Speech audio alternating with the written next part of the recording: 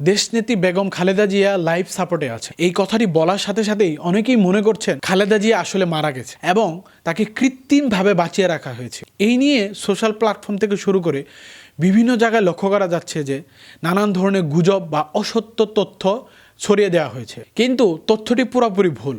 বিশেষ কিছু চিকিৎসকের ব্যাখ্যার ভিত্তিতে সেই তথ্য আপনাদেরকে জানাতে চাই।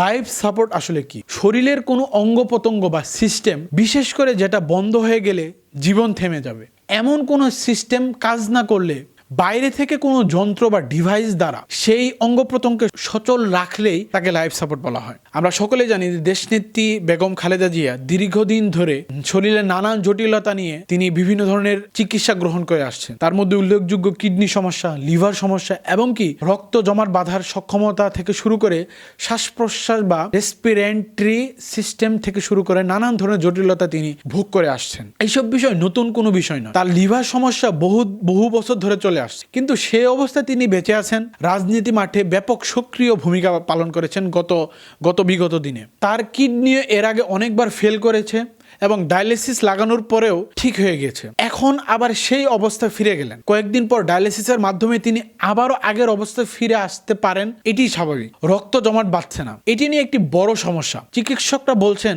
ওষুধ দিয়ে পরিস্থিতি ঠিক করা হচ্ছে। সংশ্লিষ্ট চিকিৎসকরা জানিয়েছেন তিনি রেসপন্স করা শুরু করেছেন। ব্লাড প্রেশার বা মেইনটেইনের জন্য খুব লো ডোজের লাইফ সাপোর্টিং ওষুধ দেওয়া লাগছে, যা সাধারণভাবে ডায়ালিসিস রোগীদের ক্ষেত্রে প্রয়োজন। তার শ্বাস নিতে কষ্ট হচ্ছে, কারণ শরীরের শক্তির একটি বড় অংশ খরচ হচ্ছিল শ্বাস প্রশ্বাস ধরে রাখতে। তাই শরীর যেন প্রয়োজনীয় শক্তি বা অন্য ভাইটাল ফাংশনের জন্য ব্যবহার করতে পারে, সেজন্য ভেন্টিলেটরের সহায়তা দেওয়া হয়েছে। এখন যেহেতু এই মেশিনগুলো তার জীবনকে সাপোর্ট করে চলেছে, তাই তার শরীরে অ্যান্টিবায়োটিকের সহায়তায় সংক্রমণের বিরুদ্ধে লড়াই করতে পারছে। চিকিৎসকরা বলছেন তিনি যে অবস্থাতে হাসপাতালে ভর্তি হয়েছেন তার তুলনায় এখন অনেক ভালো আছেন। বিশেষ করে তার ফুসফুসে উন্নতি হয়েছে। আশা করা হচ্ছে শরীর যখন সংক্রমণ পুরোপুরি নিয়ন্ত্রণ করবে, তখন একে একে সাপোর্টগুলো আর প্রয়োজন হবে না বলে ডক্টররা জানিয়েছেন। ব্লাড প্রেশার সাপোর্টও লাগবে না, ডায়ালিসিসও লাগবে না, তখন আরো উন্নত চিকিৎসা দেয়া হবে। একই সাথে আরেকটি বিষয় স্পষ্ট জানাতে চাই,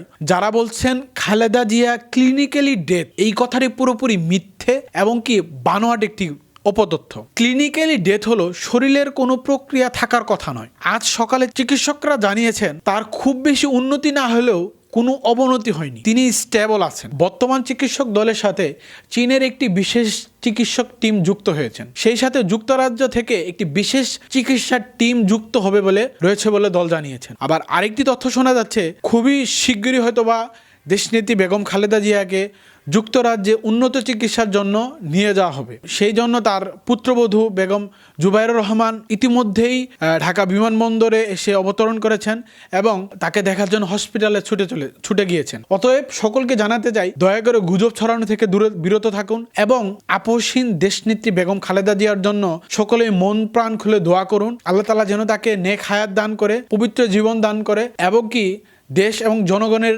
কল্যাণে যাতে সে আবার ফিরে আসতে পারে, সেই আশা এবং প্রত্যাশা রেখে সকলকে ধন্যবাদ জানাচ্ছি।